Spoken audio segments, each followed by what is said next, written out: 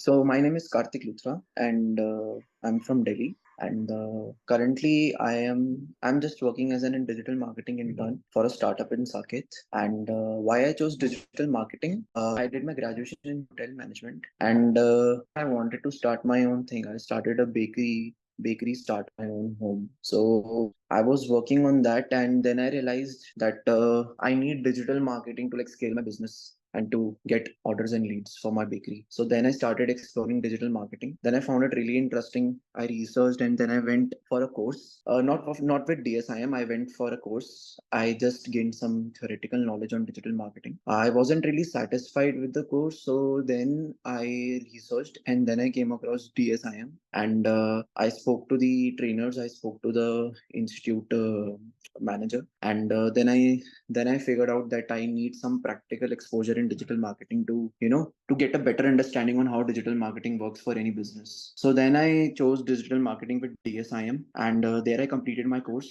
offline course. And as per my experience there, it was really good, very good trainer, and what I was looking for actually. The practical exposure, the step by step doing everything on your own, creating your own website, doing every aspect of digital marketing, you get to practice it practically. So it was really good fun. So yes, that's that.